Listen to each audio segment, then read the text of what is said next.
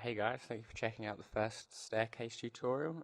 This is the installation and UI overview. So to install the script, once you've downloaded it from aescripts, you'll get a zip which contains the guide and the script file, the JSX file, and you literally just have to navigate to your scripts or scripts UI panels folder if you want to make it dockable and drop it in there. And that's it installed.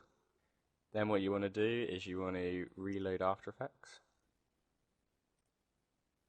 Okay, and once you've got After Effects reloaded, to run the script, you navigate to Window, and then it will just be somewhere among all your other scripts, staircase here. Click it to load. You can see it's fully dockable. You can move it around wherever. I'm just going to put it here. Close that back up. So just running through some of the UI elements real quick. We've got block size, and this is basically how you define the number of layers within each block. So you could say a block of 4 or a block of 2, or what you can actually do is you can have multiple size blocks. So you could say a block of 2, comma, a block of 4, comma, a block of 5, depending on how many layers you've got selected. And this is just going to split all your selected layers up into individual blocks. And if you've got more layers selected than the total value of blocks here, then it will just continue to loop through them. And similarly, if we have some layers selected and block size is empty, you can see it highlights the selected layer, it highlights the label colors, and staircase is going to automatically assume that you want to split all your selected layers into blocks based on their label color. But if we just enter another value in here, it's going to all go grey, so you know that that's not the case. It's actually doing it via block size. Then we've got two buttons here. We've got create single layered blocks, and this basically just adds a 1 in and will make all of your selected layers into blocks of 1. And this is for if you want to do the more traditional staggering or offsetting, sequencing, etc., and do it as one layer at a time. Or we've got another button here which will create a single block based on all the selected layers. So if you've got layers selected, maybe you want to affect these layers, and then halfway down the timeline you've got these, and maybe you want these. You don't actually know how many layers you've got selected. If you just click this button, it will create a single block from all of those layers.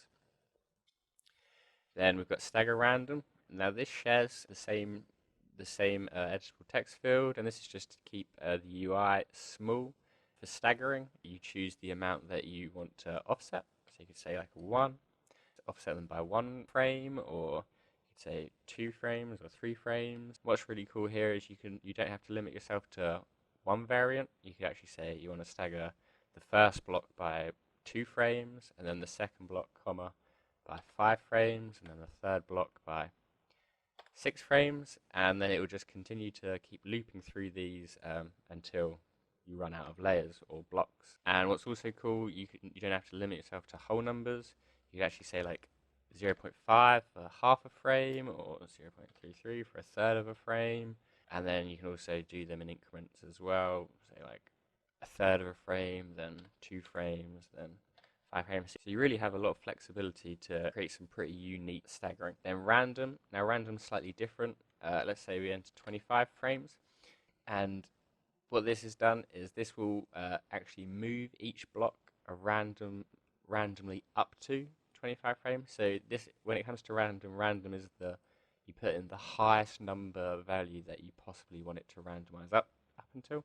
And by default, this is all set to frames. But if we just go into the settings and unit value, we can change it to seconds or minutes. Then we've got inside block, and this would be to affect layers inside the block, inside each block. And then we've got outside block as well. And this would be to affect the blocks in relation to one another. Then we've got our move button, which will actually create the sequence or create the stagger. We've got our random button, and then our settings, which you can just go through right now as well. So we've got show block controls in main UI, which is this. And we've got our show easing controls as well, which I'll just show you now. And to see the changes, you just got to reload the script. So if we close this, and close, and run it again.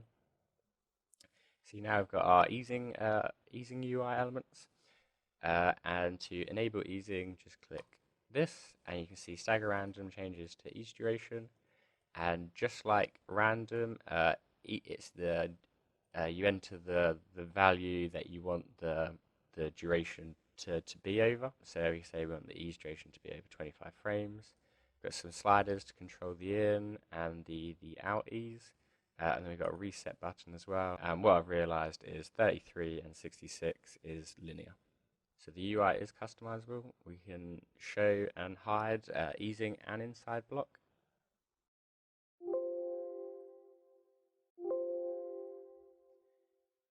If we don't need to see those settings, and just load them again. And there it's a lot smaller, so maybe you can move it around somewhere else. It doesn't take up too much space. Generally, I'm finding that having inside and outside block in the main UI speeds things up quite a lot. But it's of course up to you how you want to lay out the script. Okay, that's it for the end of tutorial 1. In the next tutorial, we're going to have a look at sequencing.